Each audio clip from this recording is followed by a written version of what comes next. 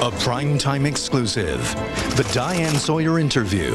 The candidate and his wife. What could be the most important interview in Howard Dean's career? Is this the sort of thing that can hurt, really hurt you? You know what, Diane? It could, but there's nothing I can do about it. I did it. I own it.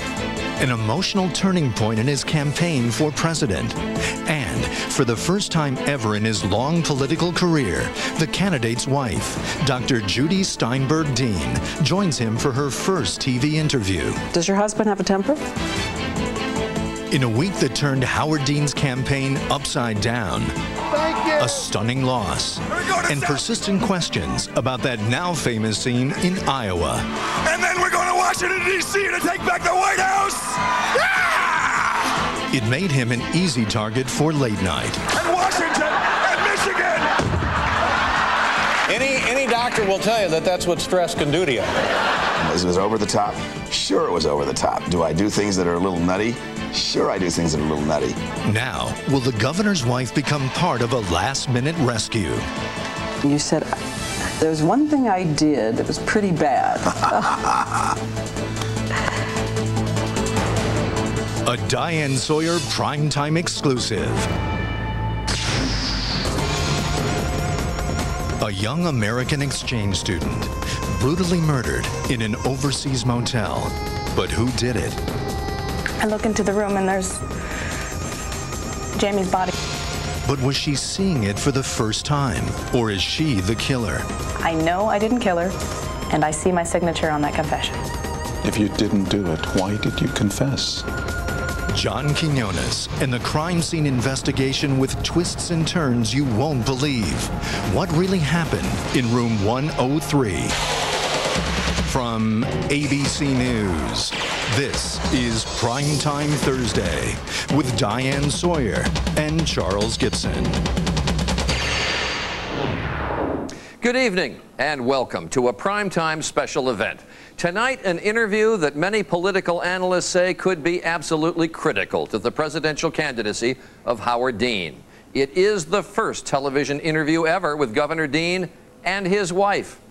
The big questions: what does he think of that stunning upset in Iowa where he finished third? And what about that now famous emotional outburst Monday night, which has become a staple for late-night comedians and which even his supporters cite in expressing doubts about his candidacy?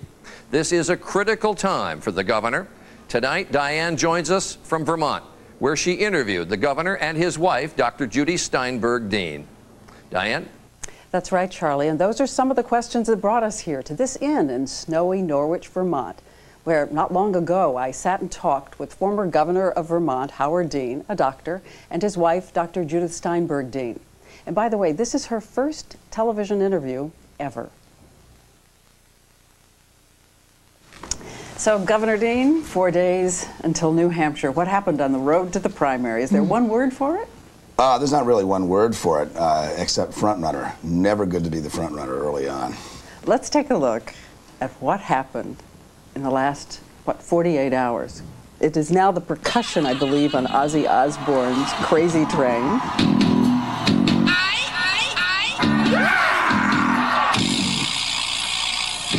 Now I hear the cows in Iowa are afraid of getting Mad Dean disease. Frightening thing ever.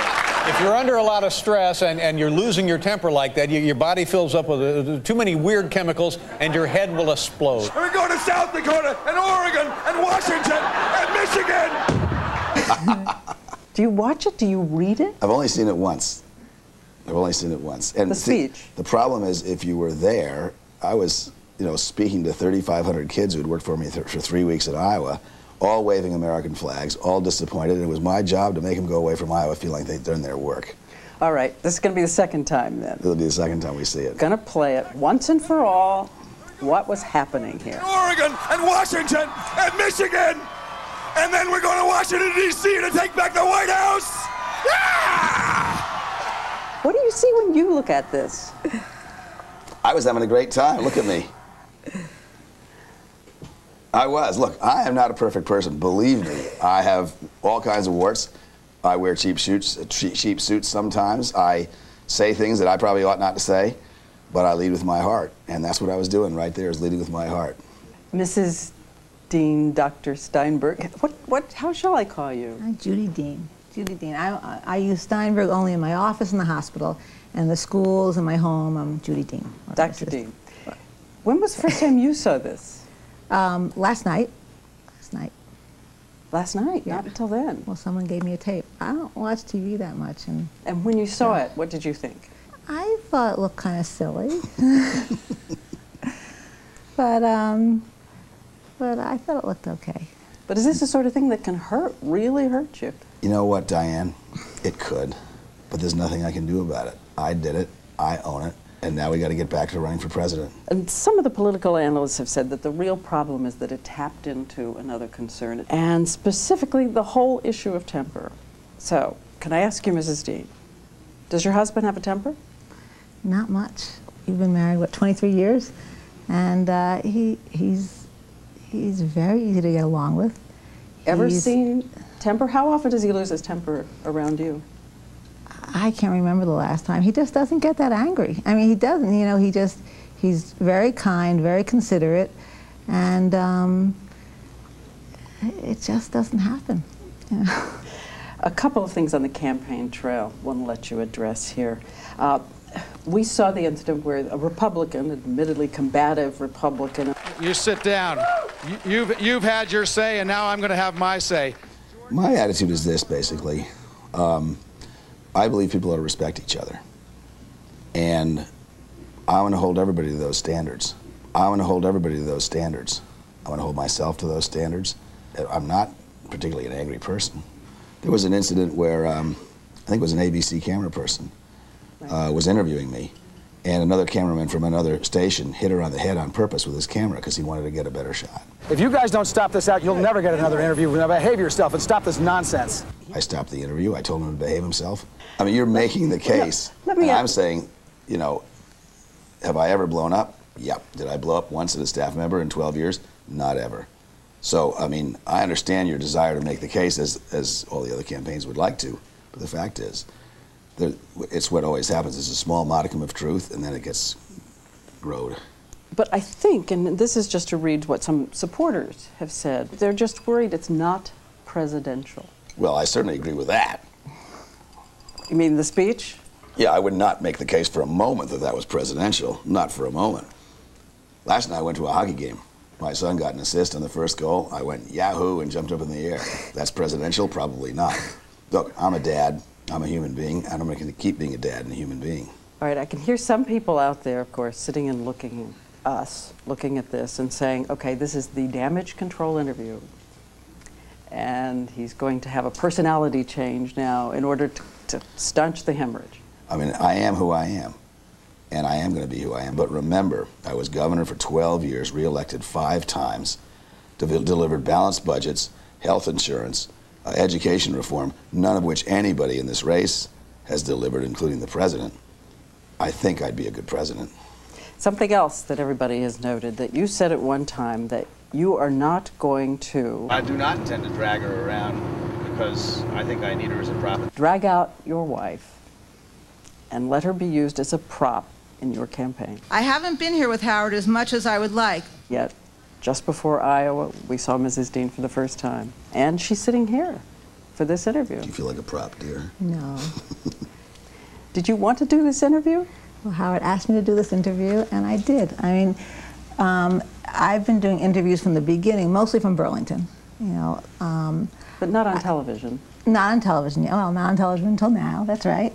But I am kind of private, and I have a son in Burlington I like to stay with, and I have a medical practice which I love. But I also love Howard, and I think he'd make a terrific president. He's really an honest, straightforward, smart person. Often I would like to be there more when I talk to him every night. You know, I have a primary care practice. It's my own private practice, and my patients are my patients, and they really depend on me, and I really love it. It's not something I can say, oh, you take over for a month. It just doesn't work like that. And I think if I can help him, I will. And that doesn't mean he's going to disrupt my life, disrupt my patients, my son. But if he calls on a Saturday and I'm not on call that weekend, I'll be out there on Sunday. Let's see, we're here, it's Thursday. Well, Thursday is my day where I don't schedule patients. I do house calls, paperwork, phone calls, and those can be moved. For Howard, they'd be moved. So you wouldn't have been doing this tomorrow on a Friday? That would be much harder to do. Do you wish she'd been out on the trail with you more? No, I don't. And the reason I do, I think it would be easier for me politically, yes, I do. But in the context of my relationship, one of the things that Judy and I share a lot of values. And one of the things we share is that family always comes first. And to have her out on the trail and have our son at home by himself is just unthinkable. Never mind the issue of careers. I think she has a right to have her own career. She didn't sign on to this. But I've heard people say, and they're just baffled mainly, because they have said, running for the president is a really important thing. And so in the choice between his success on the campaign trail, if you're the differential. It's not her choice, it's my choice. My marriage and my family is the most important thing to me. It's more important than being president. Do you think, put that kind of pressure on her. The Clintons, who had a young daughter at the time that they campaigned, do you think that they didn't respect family? Every family has to work these things out for themselves. And this is the way we've worked out our marriage. It's been a great marriage. It's the best thing that ever happened to me, except having kids. Yeah. And again, to people out there who say, I'd be out there with my husband. I would just be out there. But you know what? Think about that for a minute. How many people, women or men, because someday we'll have a woman president, how many people are in a job they love with a 17-year-old senior in high school are going to relish leaving their house, leaving their job, and going out and running around the campaign trail and being poked at by everybody? You know, I mean, this is a no-brainer for me, Diane. It really was a no-brainer for me. I learned a long time ago that all you have in your life is your family. If you give that up, you're making a terrible, terrible mistake. There is another side to this. We just got a bunch of letters at home saying, thank God, hallelujah, a woman who has her own career and doesn't get dragged around. Some people would say, where has she been? And other people would say, thank heavens, a different kind of first lady. Why did you ask her to come out right now in this moment? Because I think it is important that people get to know who I am, and if they're going to get to know who I am, they're going to have to know who Judy is. Is it because it's a troubled time and the juggernaut has hit some potholes? Oh yeah, I mean, there was no juggernaut. The juggernaut was a creation of the media and expectations. But would people say that you overcame your reluctance to ask her? No, I overcame my reluctance to ask her when she came to Iowa. And I actually noticed that she enjoyed it quite a lot. So I was much less shy about asking again. She enjoyed it, huh? Well, I enjoyed a lot about it.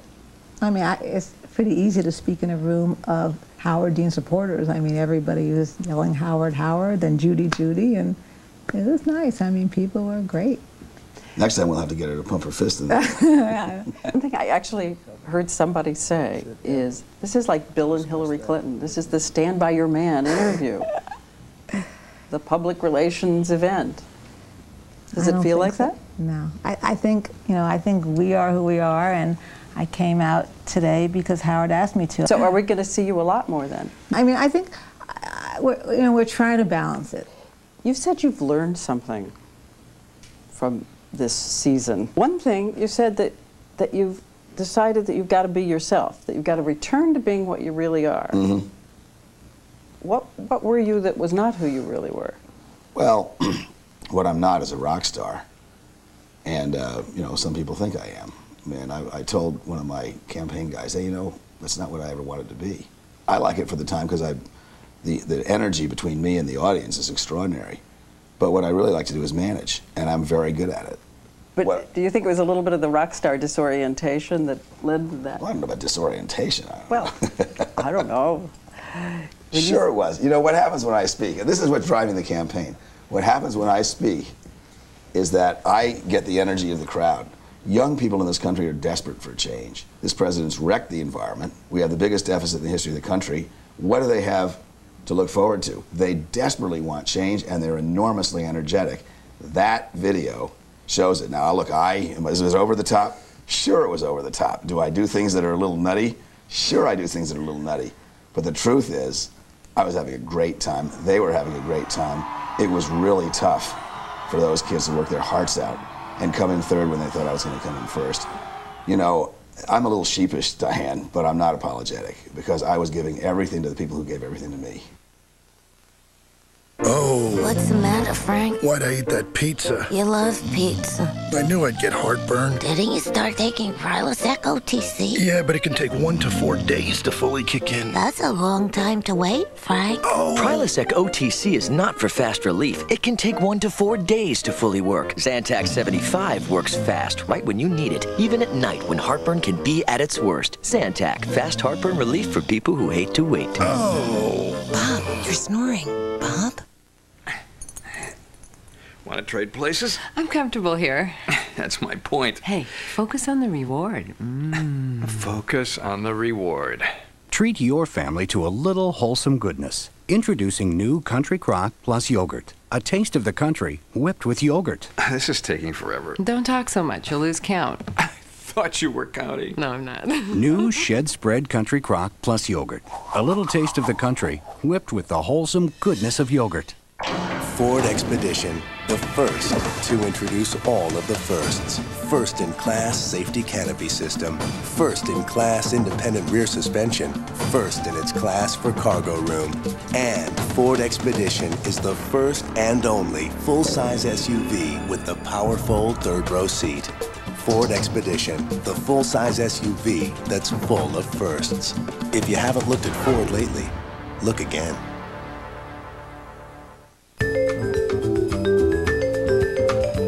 In the morning, we barely have enough time to get ready for the day, much less have a decent breakfast.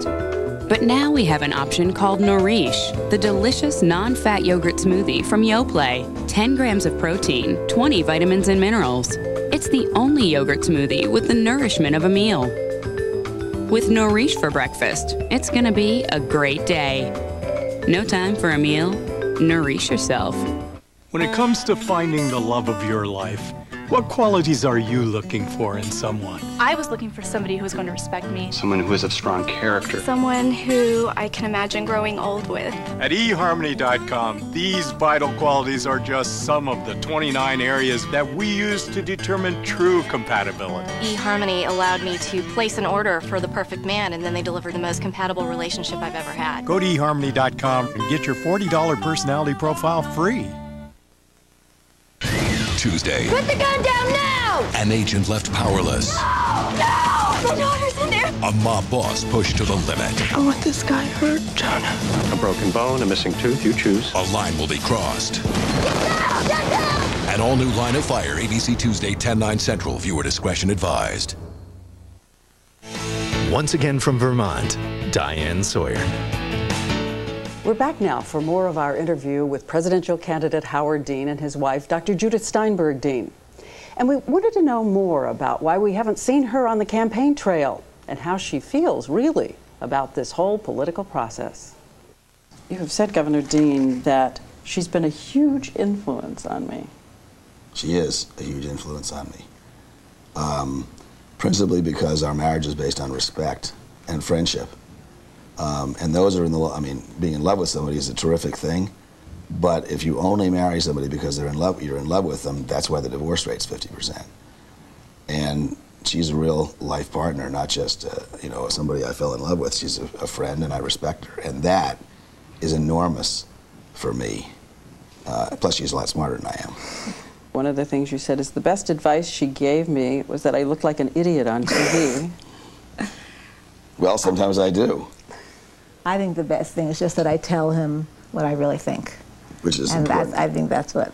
I'll never forget early on when I was in the House, the Vermont House, for some reason I was asked to give a speech about the Soviet Union, a subject which I knew something about from school, but not a great deal.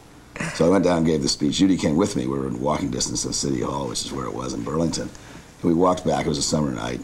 I said, "Well, dear, what did you think about the speech?" And she said, "Well, I think it was fair to poor, with the emphasis on poor." Do you ever Which I knew exactly was right. And you check in every night? We do, or sometimes more. But she's not watching TV because you don't have cable TV in your house? We don't have cable TV, no. And I don't like watching TV that much. I don't like to have it on if the kids are around, just because I don't want them drawn towards it. And it's just not something, it's not like I never watch TV. I hardly ever watch TV. It's not something I think of doing.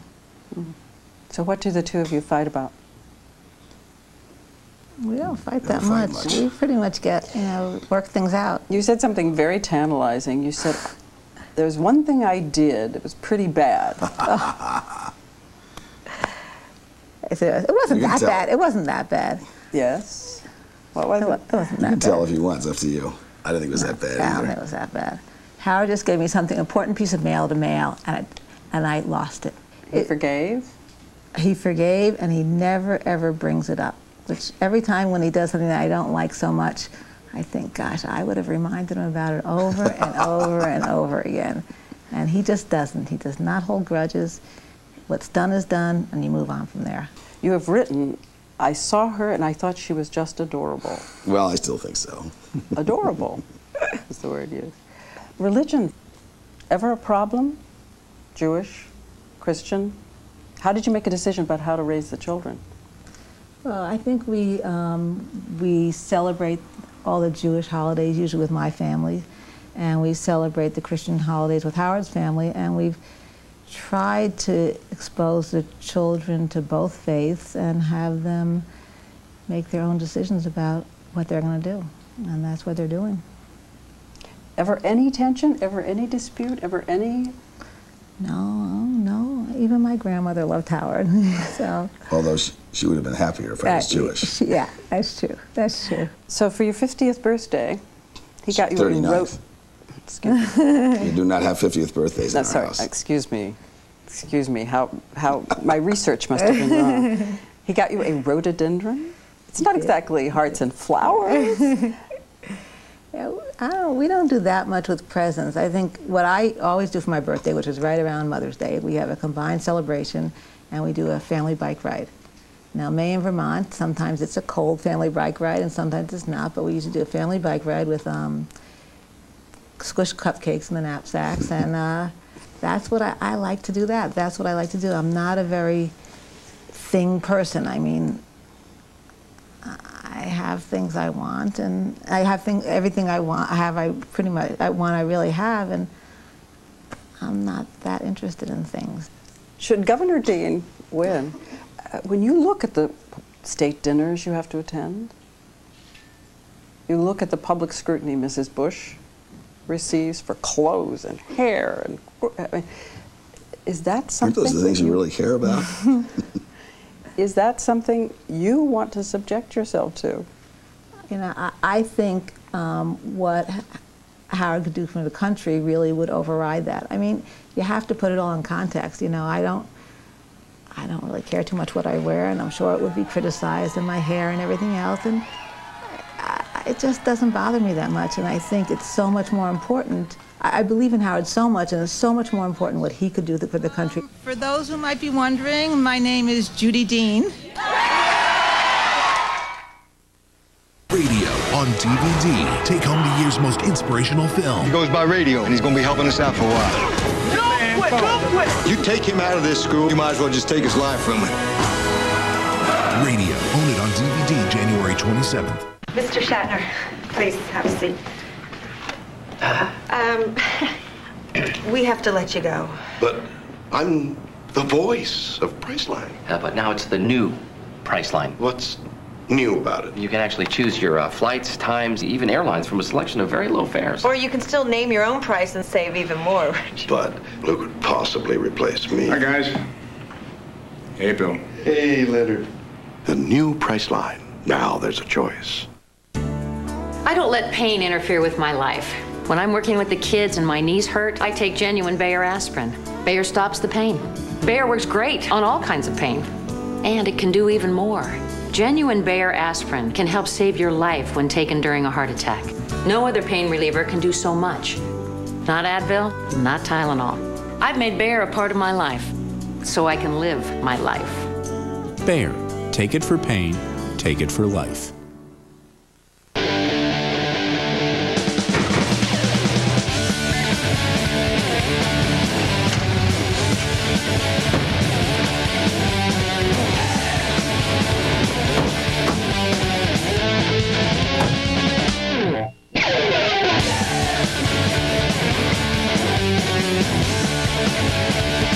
Introducing the all all-new Toyota Tundra Double Cab.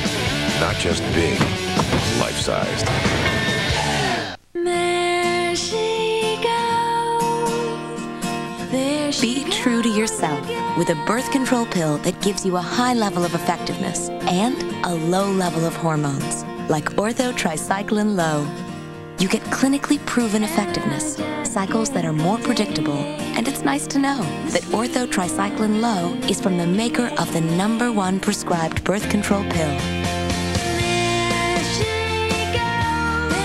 The pill does not protect against HIV or sexually transmitted diseases. Serious risks include blood clot, stroke, and heart attack. Cigarette smoking increases these risks, especially if you're a smoker over 35. Women who use the pill are urged not to smoke. Women who have blood clots, certain cancers, a history of heart attack or stroke, and those who could be pregnant should not use the pill. For more information, talk to your healthcare professional or call 1-800-THE-PILL.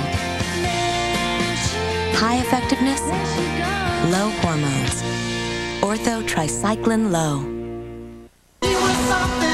Audiences have discovered this season's biggest adventure. I have more determination than any man you're likely to meet. From director Tim Burton comes the winner of 4 Golden Globe nominations. Join me. Big Fish, rated PG-13. Now playing in theaters everywhere. Saturday, when there's a murder on stage. Wow. Monk goes undercover. I can't act. The LA Times calls Monk the must-see defective detective. I have my moments. Alias's Melissa George guest stars. Insane, isn't it? Monk, Saturday at 10/9 Central on ABC. It's a night of Sunday's best that will change everything. First, in the name of love, You can't keep me from seeing him. try me. The streets become a battlefield. The season finale, 10/8, in Love and War. Then, You let her go. 2 spies are thrust into a war zone, but their identities could already be exposed. Alias. And the New York Times calls it one of the year's top 10 programs. What are you going to do now? I think you'll be very pleased. The Practice. It all starts with the 10/8 season finale at 8/7 Central ABC Sunday. It takes most people years to make the home of their dreams. Meet your design team. We're doing it in 1 hour. Every week, we're ripping down one house to the studs. Bye-bye hedges. Deserving families' dreams come true. On Extreme Makeover Home Edition premieres Sunday, February 15th on ABC. Now back to Vermont. Diane asked Howard Dean about the resemblance of his life to that of George W. Bush. Isn't it eerie when you think about President Bush, Yale? He was a senior, I think, when you were a freshman. Mm-hmm. Both of you giving up drinking, both of you losing a sibling, both of you raised in comparative privilege in this country. His grandmother being a bridesmaid at my grandmother's wedding. My father told me that. In some sense, do you feel parallel lives in a certain sense? You know what I really feel, Diane? What?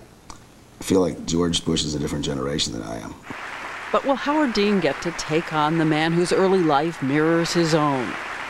Tonight, polls show him trailing in New Hampshire, particularly among moderate voters. And he is the man who said flatly he would not have gone to war against Saddam Hussein. And unlike his rivals, he said he would roll back all the Bush tax cuts. Though now he does seem to be scrambling for something more for the middle class. Should you have said that at the beginning? Was this just caving into the... Let's remember again, let's correct the urban legend here.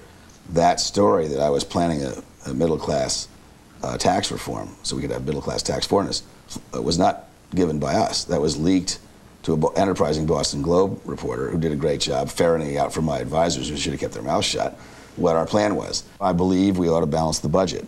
And until we can show how to balance the budget, we can't promise people tax cuts. The difference between me and everybody else is running. They'll promise you tax cuts, they'll promise you health care, they'll promise you education, they'll promise you help with your college. Now, everybody knows that that's not true, and you can't do it. Today, if it meant that Saddam Hussein were still in power today, because the Allies would not join in a kind of force to go in together, would that be preferable to you than what was done? We don't know the answer to that yet, and here's why. We had contained Saddam Hussein for 12 years. He had virtually no air force. We were bombing his anti-aircraft sites at will, including other sites. We had total control of Saddam's ability to cause trouble. Okay, now, fast forward. President Bush has gone in, we've gotten rid of Saddam. The very next 2 weeks, the death toll went up to 400, 500, and American fighter planes had to escort commercial airliners into American space. Tell me how that makes us safer. It's almost as if 6 days ago, you were roaring ahead. Suddenly, this. You to take back the White House! I think it's a bad sign when your speech ends with your aide shooting you with a tranquilizer gun. You know? It has to have been rough at some level. You have to have said something to each other about this time. It has been a hard time, but the thing is, I knew we were never the front runner. You can't be the front runner without a single vote being But did you know it would be like this? It's been like this for about 6 or 8 weeks, and I paid a price for that. It also excites folks like you to inspect me as closely as you possibly can. And it has been very tough. But the truth is, in the end, I have enormous faith in the voters. What I represent is real change. Are you scared about the loss of momentum here? No. Are you? What happens if you lose in New Hampshire? Is it effectively over? No. I don't intend to lose, but that's up to the voters of New Hampshire. If you planned your speech for the night after the primary? Well, it'll be a little different than the one you showed us. Former Governor Howard Dean and Dr. Judith Steinberg Dean. And a program note, tonight on an extended Nightline, Peter Jennings will bring you the Democratic presidential candidates debate, the last debate before the New Hampshire primary.